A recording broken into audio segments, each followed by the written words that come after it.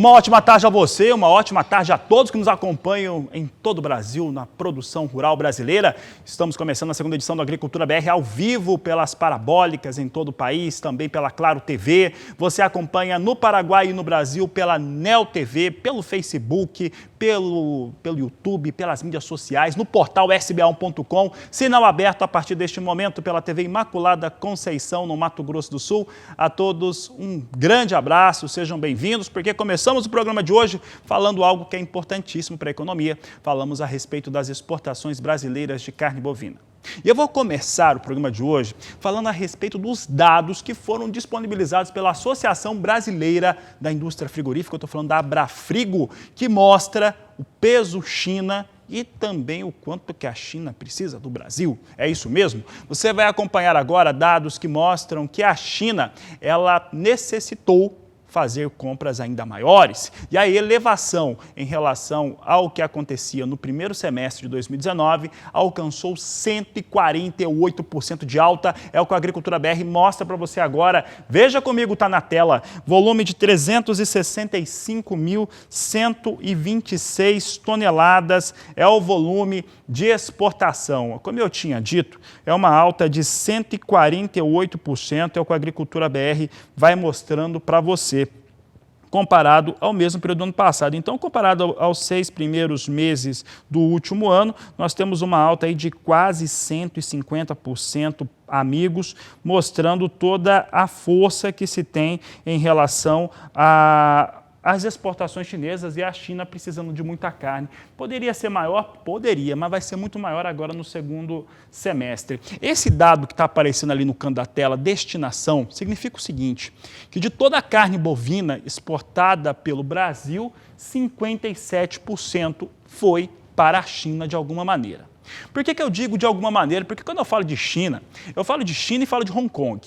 Então essa é a questão. E aí, a soma vai passar de 500 mil toneladas, é o que nós vamos mostrar agora para quem está acompanhando a Agricultura BR. Pode colocar o segundo gráfico na tela, que fica mais simples de se entender o que acontece com o fator China, quando estamos aqui acompanhando o que vem acontecendo com a China em relação às suas compras. São 365.126 toneladas indo para o continente chinês, enquanto 154.312 toneladas foram para Hong Kong. Movimentou ao todo 519.438 toneladas. Essa é a situação que nós temos aí em relação à China, que mostra ali muita força em relação aos embarques brasileiros, mostrando que 57% do volume, portanto, vai para o continente chinês, e por isso que boi China é um termo que está sendo cada vez mais usado e começa a ser realmente o parâmetro aí de negócios no Brasil.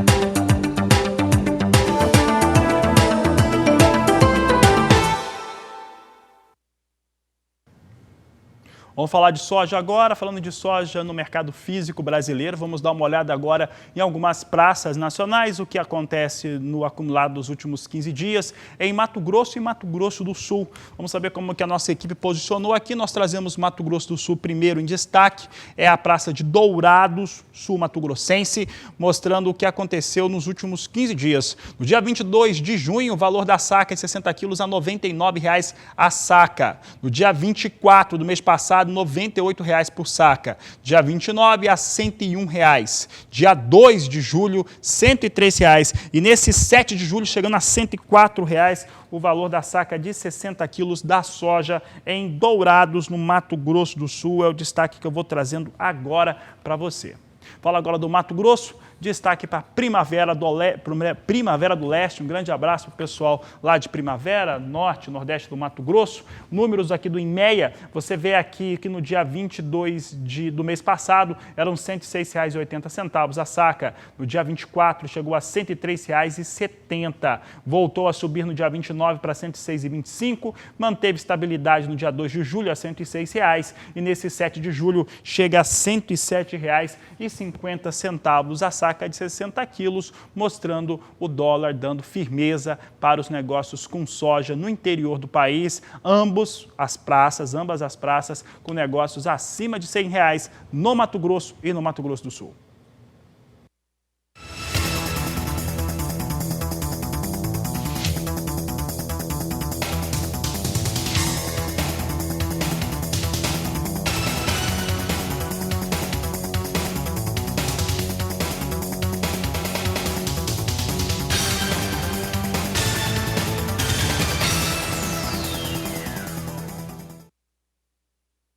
Havia muita expectativa de uma pressão climática sobre o desenvolvimento das lavouras norte-americanas durante essa última semana, porque o clima lá ficou mais seco, prejudicou inclusive algumas áreas de milho, mas de soja foi mantida as áreas em boas e excelentes condições em 71%. Vamos saber agora como é que vem o desenvolvimento dessa lavoura de soja norte-americana, de acordo com o relatório de acompanhamento de lavouras norte-americano apresentado nesta tarde de segunda-feira, ao final dos negócios na Bolsa de Chicago.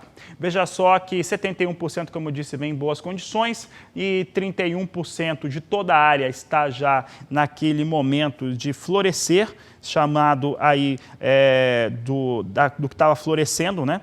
Em comparação com a média dos 24% dos últimos 5 anos, vem um pouco mais adiantado. Além disso, 2% das lavouras norte-americanas já estão na fase de formar vagens, em comparação à média de 4% dos últimos 5 anos. Esse é o estágio aí das lavouras norte-americanas de soja. Esses números foram apresentados após o fechamento de Chicago ontem. Vamos saber agora como é que Chicago ela vai se comportando neste momento. Os investidores, neste momento, vão trazendo soja para estabilidade. Não tem muita movimentação de mercado. Posição de julho a $8,98 mais 6 o bushel. Agosto, 8,97 mais 6. Setembro, $8,98 por bushel. Novembro, $9,04 mais 6. Ele perde um pouquinho a posição de novembro, mas podemos dizer que está tudo igual como nesta segunda-feira. Dólar comercial é o que eu trago agora, você acompanha comigo a moeda norte-americana. Veja só como é que vem o dólar hoje caindo no Brasil, 0,77% de recuo a R$ 5,31. É o que nós temos aqui para a moeda norte-americana.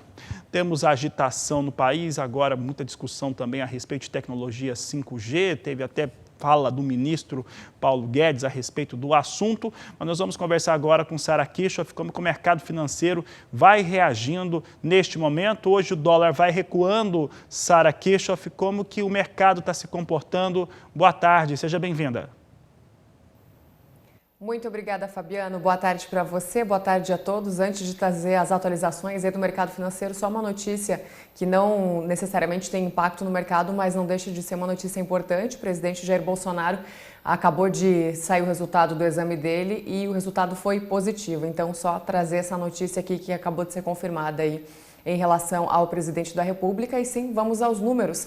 O dólar, nesse momento, vem em queda. Curiosamente, a moeda norte-americana tinha uma alta hoje de mais de 1% frente ao real brasileiro. O real estava entre os piores desempenhos aí das divisas globais no início da sessão dessa terça-feira e agora o cenário é totalmente o oposto. O real está com um dos melhores desempenhos. A desvalorização da moeda norte-americana nesse exato momento é de 0,77% e o dólar comercial está na casa de R$ 5,30 mais 96, pertinho de R$ 5,31. Uma manhã marcada por baixa liquidez no mercado financeiro, mas alta volatilidade, como a gente pode ver, especialmente falando do câmbio. Então, a gente estava com um dos piores desempenhos, agora está com um desempenho mais favorável. A agência Reuters traz análise da Toro Investimentos falando que o dólar ele está sem um padrão de comportamento agora nos últimos dias e que a moeda vem oscilando aí nas últimas semanas, como a gente viu, de forma lateralizada. Eles dizem, então, que a moeda pode continuar oscilando perto de um equilíbrio entre R$ 5,29 e R$ 5,49. Já a XP Investimentos, ela fala que acima de R$ 5,38, a cotação do dólar buscaria R$ 5,51, como suporte. Então, algumas análises aí apresentadas em relação ao mercado de câmbio. E o presidente do Banco Central, Roberto Campos Neto, ele falou ontem que o novo equilíbrio de juro baixo aqui no Brasil, que é o que a gente tem hoje, e câmbio mais depreciado deve permanecer por algum tempo, então, a afirmação do presidente do Banco Central. Enquanto o dólar estava em alta e passou para queda, o índice Bovespa ele está no cenário negativo ao longo de praticamente toda a manhã de hoje. O principal índice da Bolsa de Valores de São Paulo, nesse momento, tem um recuo de 0,48% e está na casa de 98.463 pontos. Mas é importante ressaltar, ontem o Ibovespa subiu mais de 2,5% na sessão, isso já no fechamento, e chegou inclusive a maior pontuação dos últimos 4 meses. Então, Ibovespa ontem operou acima dos 99 mil pontos durante uma boa parte do dia, como a gente acompanhou, e agora ele vem em queda também no chamado movimento de realização de lucros. A semana começou altamente favorável para as bolsas ao redor do globo, falamos disso ontem, né? Começando com a China, com índices acionários em alta de mais de 5%, dando um tom positivo também para bolsas de Wall Street. Isso foi acompanhado aqui também. Hoje o dia, então, um pouco não tão otimista como foi a segunda-feira, como nós vimos ontem. Ontem, então, alta de mais de 2% para o Ibovespa. E apesar da desvalorização do índice na manhã desta terça-feira, né, até agora, meio-dia, as ações dos frigoríficos, especialmente, aparecem com altas bem significativas, aí, as altas variando entre 1,5% até mais de 3%. Então, ações de frigoríficos beneficiadas na manhã desta terça-feira. E daqui a pouquinho eu volto com outras informações aqui direto da Bolsa Brasileira de Mercadorias. É com você, Fabiano. Obrigado, Sara. Até daqui a pouco. Por aqui eu sigo agora falando a respeito de soja negociada nos portos brasileiros. Valores bem estáveis, é o que nós nos adiantávamos aqui a nossa produção. Permanece em R$ 115 a saca de 60 quilos, ainda dando registro para entrega em julho, neste 7 de julho, nos portos de Santos e Paranaguá, de acordo com a Grãos Corretora, o que você acompanha conosco por aqui. O Agricultura BR vai para o intervalo comercial, porque daqui a pouco eu vou falar a respeito do mercado de milho. Ainda hoje nós vamos trazer em destaque para você o que vem acontecendo no estado de Mato Grosso. Então fique conosco, nós vamos para o intervalo e voltamos já.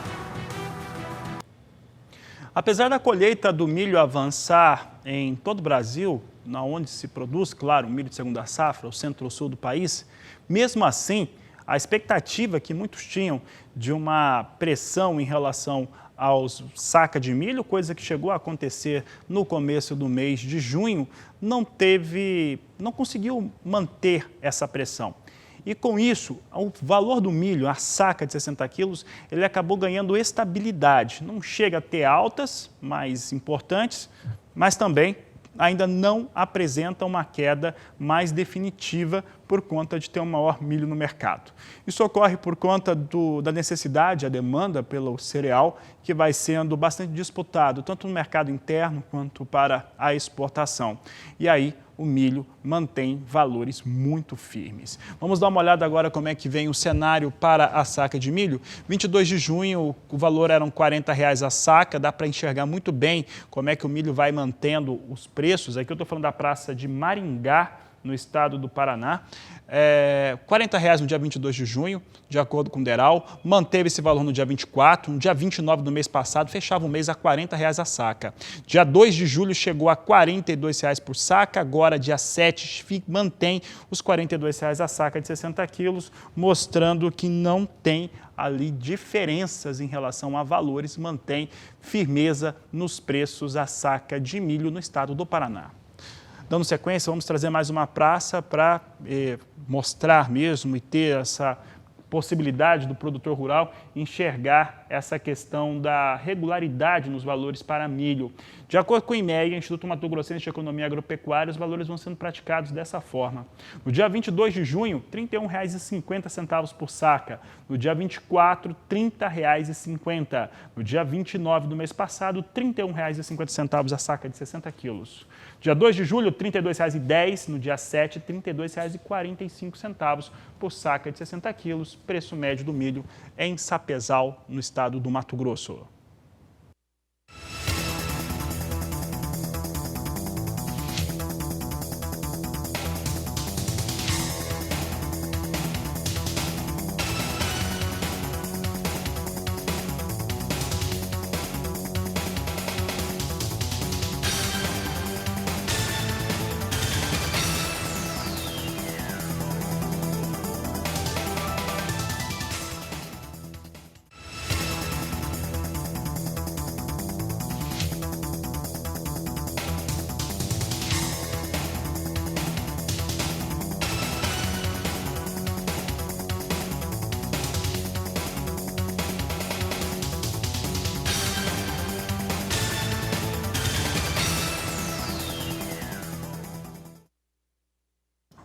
E a comercialização da segunda safra brasileira de milho, ou safrinha, 2020, vem muito adiantada.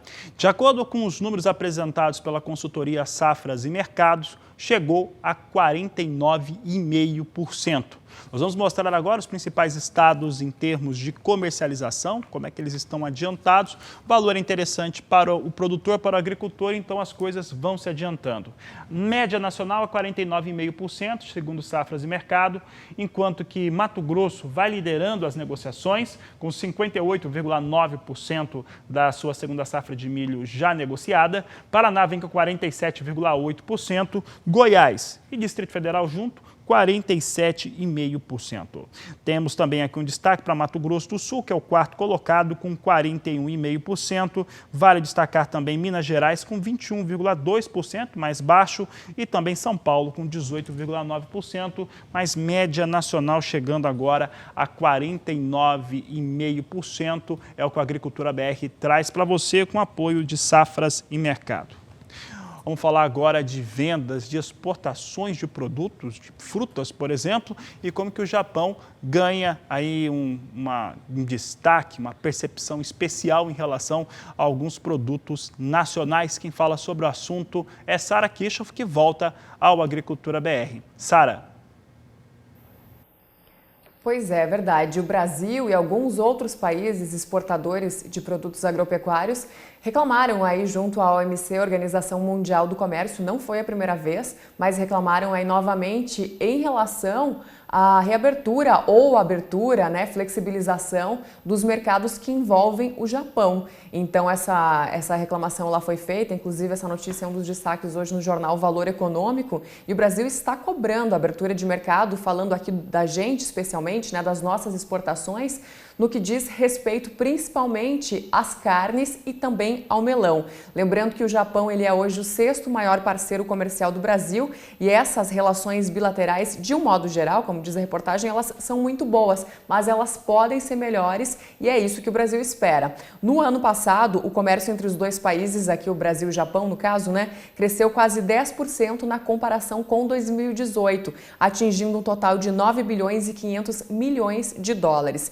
Fora isso, a relação conta bastante o fato do Brasil ser o destino aí da maior diáspora japonesa, com mais de 2 milhões de Nikkeis, enquanto a comunidade brasileira no Japão passa de 200 mil pessoas. Então a relação ela é uma relação harmoniosa, só que o Brasil e outros países reclamam das restrições sanitárias, por exemplo, que o Japão coloca aí em relação a vários produtos. A delegação brasileira, ela disse esperar que o Japão promova um novo ciclo de investimentos no Brasil para os próximos anos, com esse aprofundamento de reformas econômicas delineadas por Brasília. A gente fala bastante sobre isso. Só que, ao mesmo tempo, o nosso país ele apontou questões específicas nessa relação comercial entre os dois países, como subsídios e proteções fornecidas por Tóquio em patamares muito mais elevados do que em outros países desenvolvidos, por exemplo, evidentemente, o que acaba impactando nas nossas exportações. A delegação brasileira, ela também levantou na OMC questões fitossanitárias,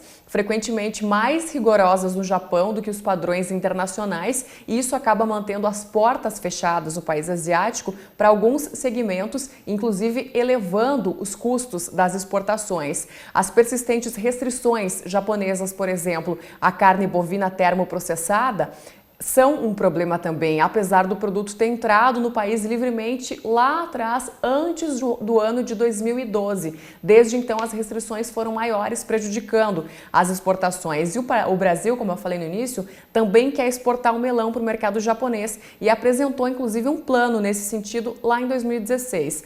Tóquio apresentou diversas demandas técnicas respondidas em 2017, só que até agora o Brasil não recebeu respostas mais contundentes aí por parte do Japão.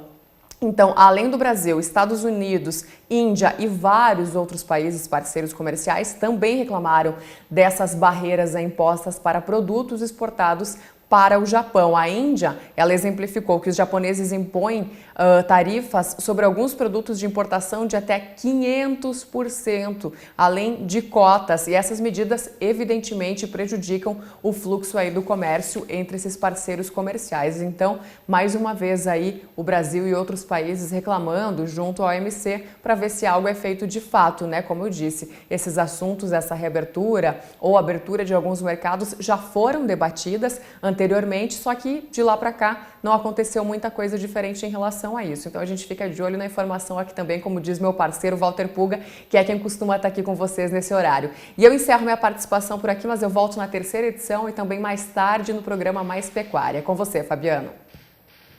Tá certo, Sara, nos vemos daqui a pouco na terceira edição, então. Por aqui eu sigo falando de milho, a gente falava de milho agora há pouco, falava a respeito da comercialização, chegou a 49,5%. Os valores do milho são de estáveis para uma tendência de alta, se considerar 15 dias, isso é muito importante, informação estratégica para produtor rural, seja pecuarista ou agricultor. E agora a gente vai falar a respeito de algo mais ligado ao campo, ao trabalho de campo, principalmente no controle de nematóides. É o que nós vamos agora ver na reportagem de Valdir Pacheco. As perdas devidas ao ataque de fitonematóides na agricultura mundial estão estimadas em aproximadamente 100 bilhões de dólares ao ano. No Brasil, a quantificação de perdas não é precisa, devido principalmente às interações com danos provocados por pragas e outras doenças. Geralmente, os sintomas da presença de nematóides ocorrem em reboleiras facilmente identificáveis no campo. O controle de fitonematóides é bastante complexo, assim como a combinação de diferentes medidas de controle favorece o manejo mais eficiente da população do patógeno. O agricultor deve ter a consciência de que a erradicação dos nematóides é praticamente impossível. Porém, a adoção de práticas associadas pode reduzir populações do patógeno e danos por ele causados. A ProSoja, Associação dos Produtores de Soja e Milho de Mato Grosso, financia a pesquisa pelo programa AgroCientista e o resultado preliminar do estudo Híbridos de milho suscetíveis a nematóides mostra que para diminuir as perdas na cultura principal, que é a soja, em áreas infestadas, o produtor deve utilizar a prática de rotação ou sucessão de culturas com a soja. A pesquisa é desenvolvida por pesquisadores da Embrapa e tem como objetivo observar a caracterização da reação de híbridos e de cultivares de milho normalmente praticados em rotação com a soja em Mato Grosso. A pesquisa continua e já coletou mais de 37 materiais que estão sendo testados e devem ter os resultados divulgados nos próximos meses pela Embrapa Soja. Os nematóides de galha e das lesões radiculares estão presentes nos campos do Brasil, causando problemas nas lavouras de soja e, consequentemente, trazendo prejuízos aos produtores rurais. O AgroCientista acontece há mais de 10 anos e permite investimentos em projetos científicos que visam melhorar a produção e a produtividade de soja e milho. De Sinop, Mato Grosso, Valdir Pacheco.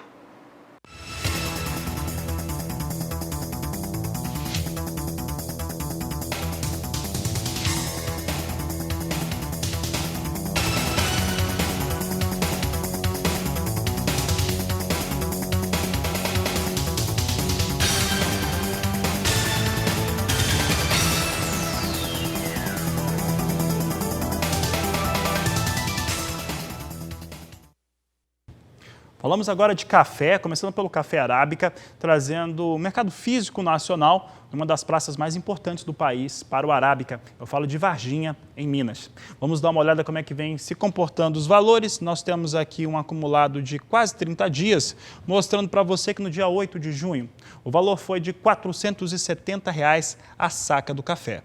No dia 16 no mês passado, R$ 475. No dia 19, R$ 490 a saca. No dia 25 de junho, R$ 500 por saca. Dia 30, encerrava o mês a R$ 515 por saca. Valores encontrados agora de R$ 525 por saca de 60 quilos. São os valores que encontramos aí para o café arábica em Varginha.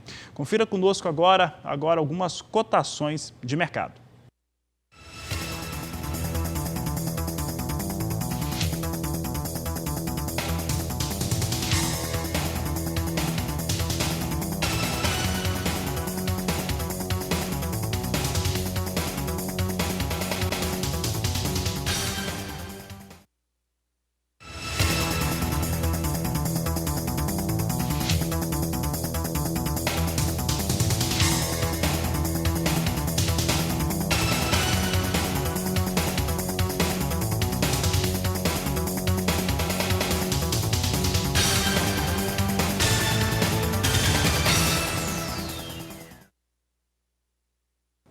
Café arábica agora é o que nós vamos ver, só que no mercado futuro na Bolsa de Nova York, plataforma Ice Futures, é o que nós destacamos neste momento. Nós temos hoje café em alta em Nova York, você vê a posição de setembro a 99 centes mais 85 a libra peso. Dezembro, $1, 2 centes mais 50. Março, $1, 4 centes mais 55. Maio, $1, 5 centes mais 80 são os negócios com café arábica na Bolsa de Nova York.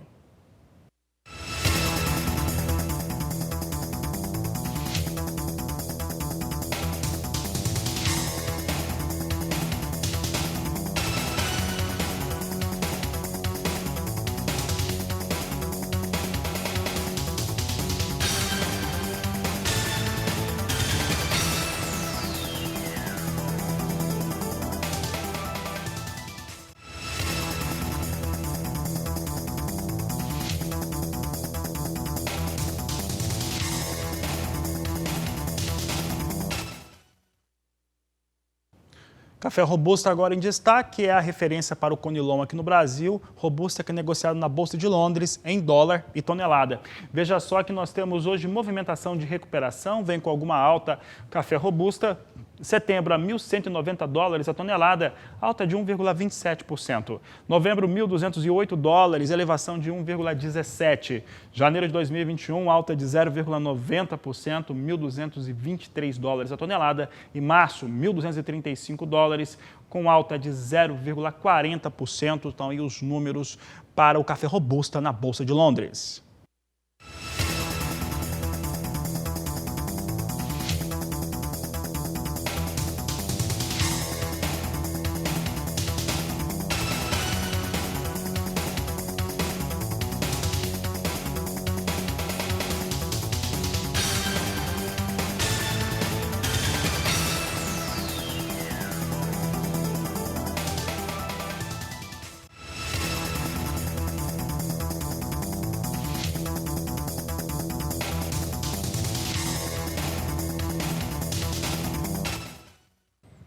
E a safra de algodão 2019-2020 deve contar com uma colheita total de 2.800.000 toneladas. Você vai saber agora como é que está a situação da safra na reportagem. A maior parte da safra de algodão brasileira é destinada ao mercado exterior. Mesmo com o preço do algodão em queda, 70% da safra brasileira está vendida para as trades. Os culturicultores estão satisfeitos com as negociações. Apesar do preço do algodão ter diminuído 15 pontos percentuais em relação aos meses anteriores, né? Agora as trades estão aí olhando para como vai ser a negociação, principalmente com a China, devido ao acordo aí da China com os Estados Unidos de equilibrar o trade comercial entre esses dois países. Isso pode ou não, ainda é muito cedo para dizer, mas pode ou não impactar na nossa exportação, né? Então, a safra, de fato, começa a ser exportada a partir de final de agosto, começo de setembro, seguindo a colheita até dezembro. A gente vai ter aproximadamente 200.000 toneladas sendo exportadas a partir de agosto por mês. Então, isso vai dar aproximadamente de agosto a dezembro 1 milhão de toneladas. A gente já exportou entre 700 e 800 toneladas, por isso que nós vamos ficar aí, o forecast, até 1,8 milhão de toneladas a serem exportadas. O Porto de Santos é o principal caminho de escoamento da produção brasileira de algodão. Este ano, estima-se uma safra de 2,8 milhões de toneladas. Crescimento tímido se comparado à temporada passada.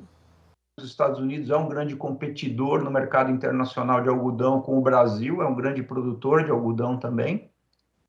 E esse acordo de equilibrar o trade entre Estados Unidos e China pode causar, sim, um impacto à nossa exportação de algodão. Por enquanto, não tem nada que indique isso, os traders estão bem confiantes de que eles vão conseguir vender ou fechar ou firmar os contratos com os importadores, mas é algo que a gente está monitorando de perto. Mas a gente está confiante de que esse ano não vai ter essa disruptura, que a gente vai conseguir... tudo indica, na verdade, que a gente vai conseguir escoar a nossa safra e firmar os contratos aí também com a China. De Campo Grande, Kylie Rodrigues.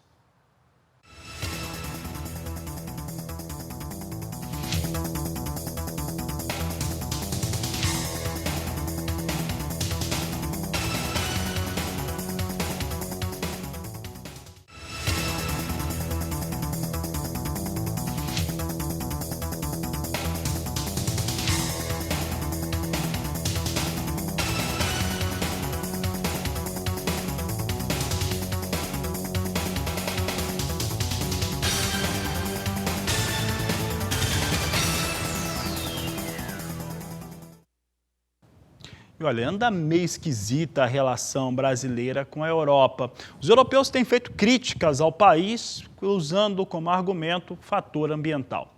Pensando nessa questão e que os europeus são destino de alguns produtos nacionais, nós perguntamos ao professor Marcos Fava Neves, especialista em planejamento estratégico do agronegócio, quais ações que o país poderia tomar em curto, médio e longo prazo para melhorar essa relação.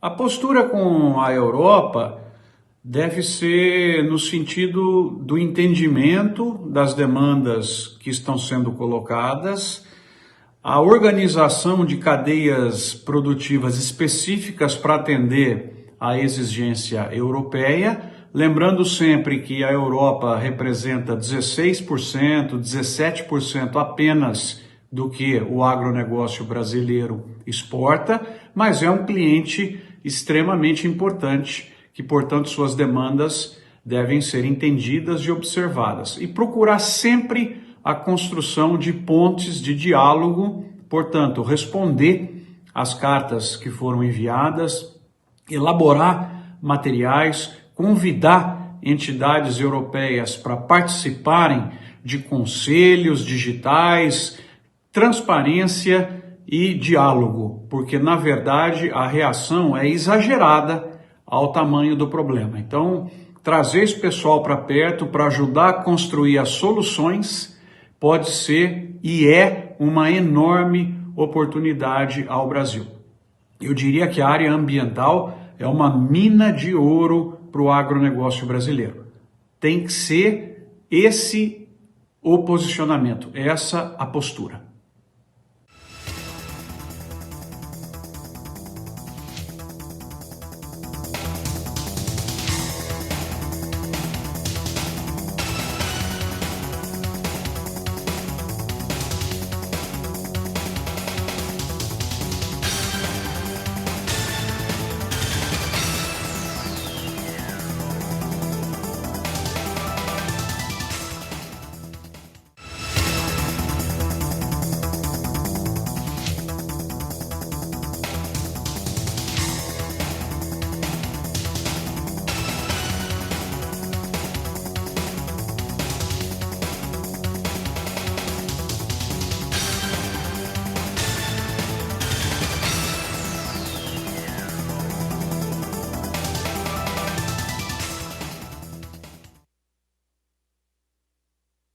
E uma universidade no interior do estado do Rio Grande do Sul tem catalogado insetos e a sua relação, a relação dos insetos com as lavouras que são desenvolvidas por lá.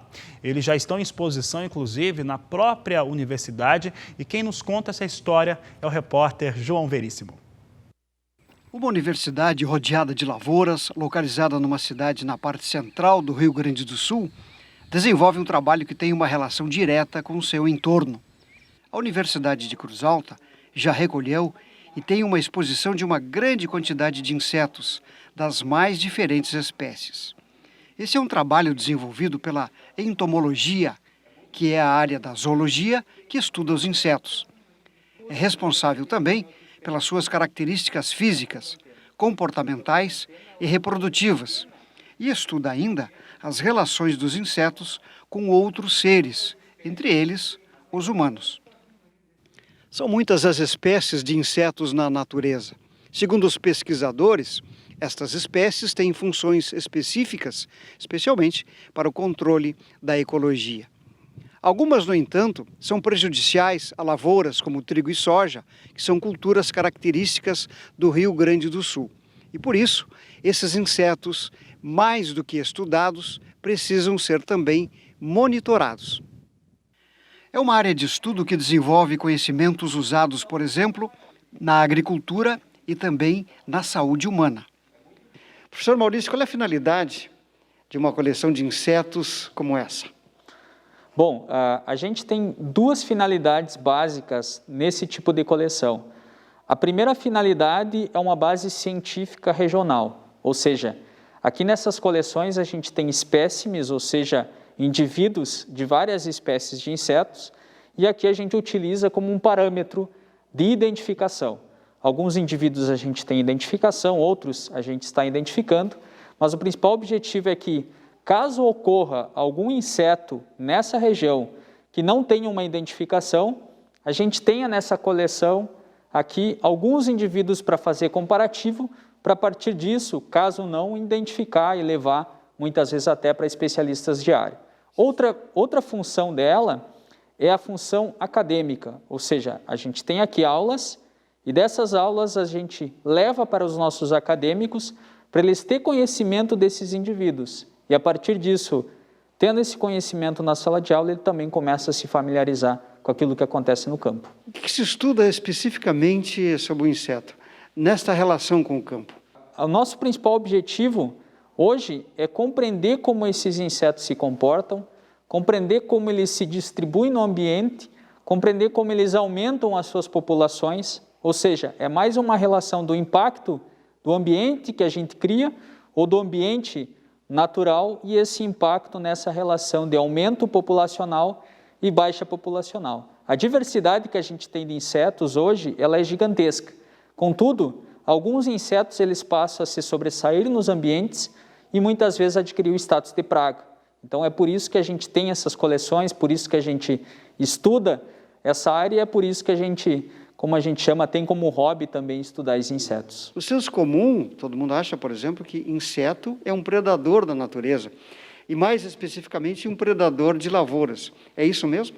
Na verdade, a gente tem insetos maléficos, e aí pensando em lavoura, a gente tem insetos maléficos que algumas espécies, por terem uma concentração de indivíduos elevada, torna-se praga. O que é uma praga? É quando que ela causa impacto econômico para o agricultor. Então, nesse sentido, a gente tem esses organismos, mas a gente também tem organismos que controlam essas pragas. É como se fosse uma relação, a gente estuda muito a questão de teias alimentares, todo esse processo, ou seja, como a gente tem insetos praga, a gente também tem insetos benéficos que auxiliam no controle dessas pragas, mas são alguns indivíduos. Se a gente pegar em 1 milhão de espécies, são poucas espécies que têm esse impacto econômico. A grande maioria está no ambiente, mas no sentido de participar dele e tentar de alguma forma perpetuar a sua espécie. Interesse por esse tipo de estudo, tem muita gente hoje voltada para isso, preocupada com essa questão?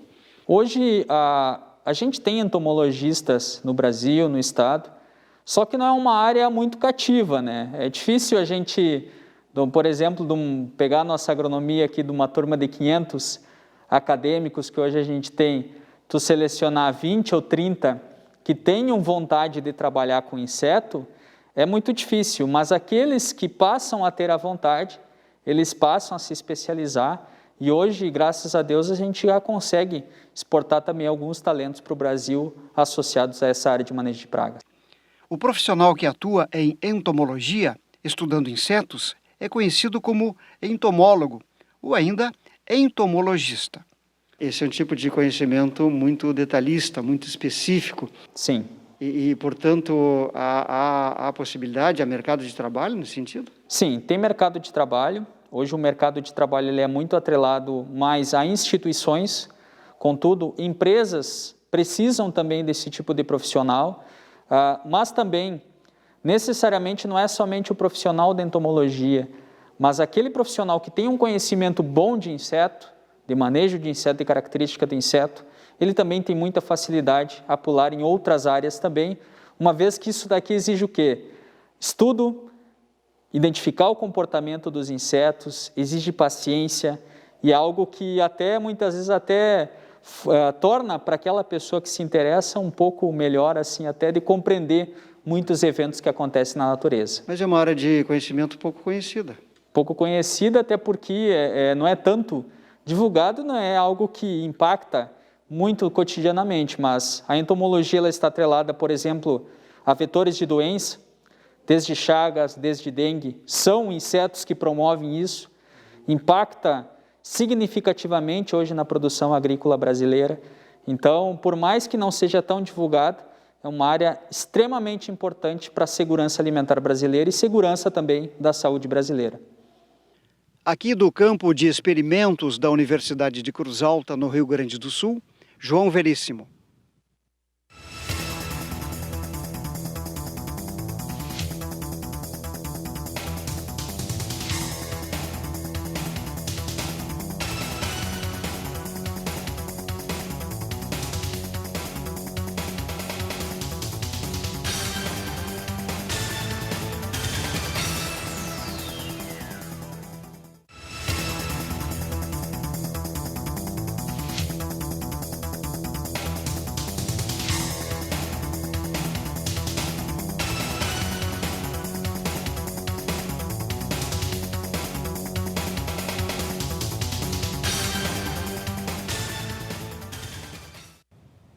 Em Londrina, um laboratório de solos tem feito cursos online sobre análise foliar e oferecido isso a produtores rurais e também técnicos de campo.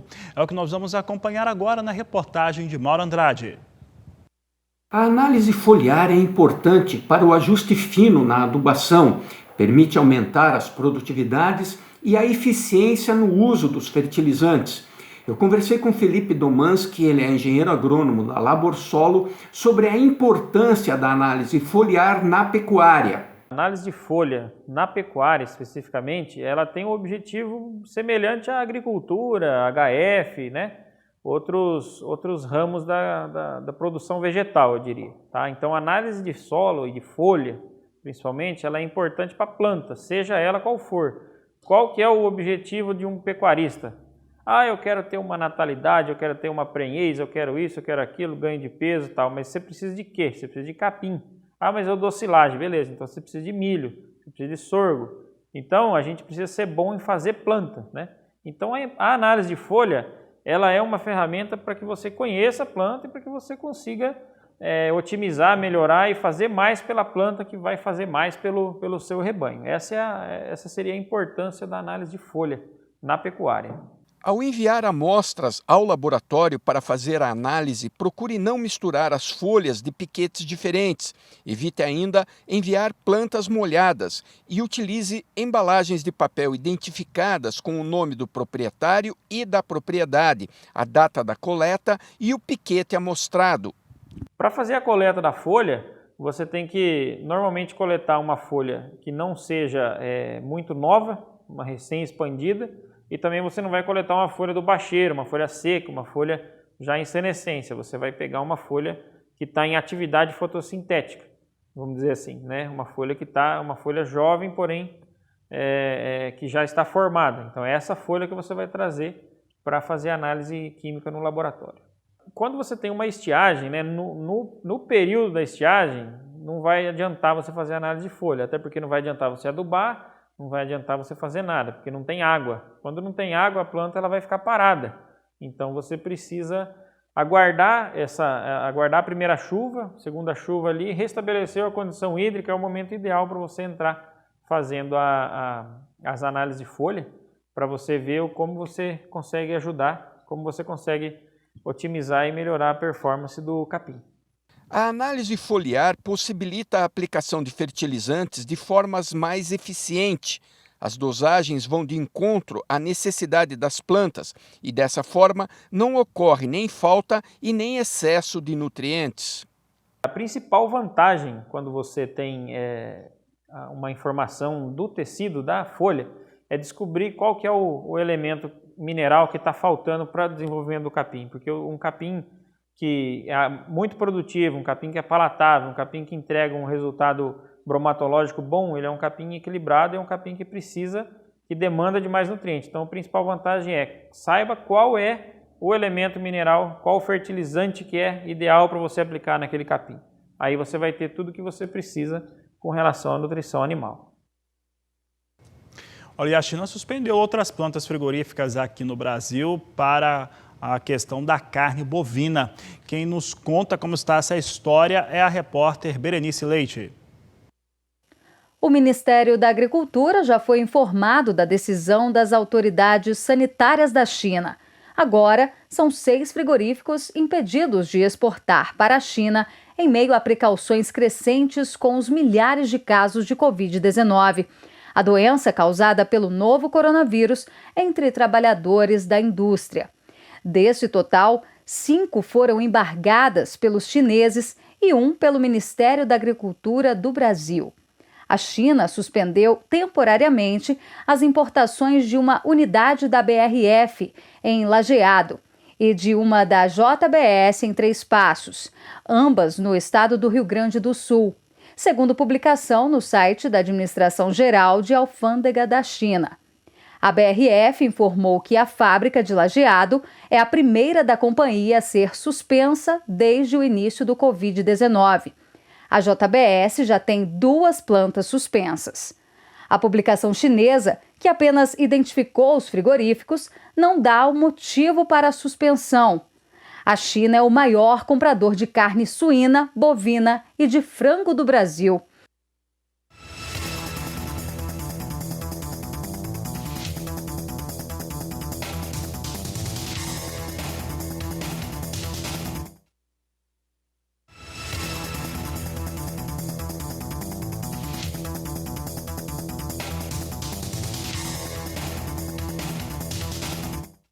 Momentos finais dessa edição do Agricultura BR. Confira comigo agora como é que vem os negócios com soja na Bolsa de Chicago, vindo a estabilidade na abertura deste programa.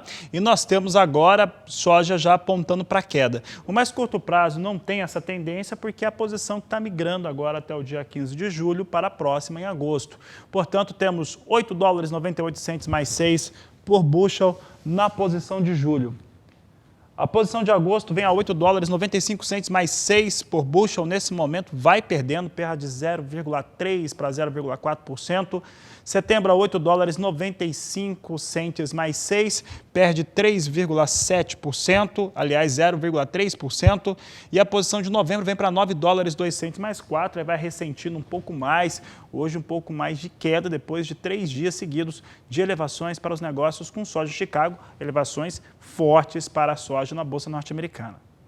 Vamos ver agora o dólar. Dólar comercial é o que você acompanha no Agricultura BR agora, com alta de 0,33% a R$ 5,37 para a moeda norte-americana no Brasil. Olha, com essas informações, essa edição da Agricultura BR fica por aqui. Eu desejo a todos uma excelente tarde que vai ficar melhor. Você vai acompanhar agora a nossa programação, seguindo com o hash, depois aqui as ofertas, as oportunidades para você. E nos vemos logo mais, na terceira edição, a partir das 16 horas. A todos um grande abraço e até lá!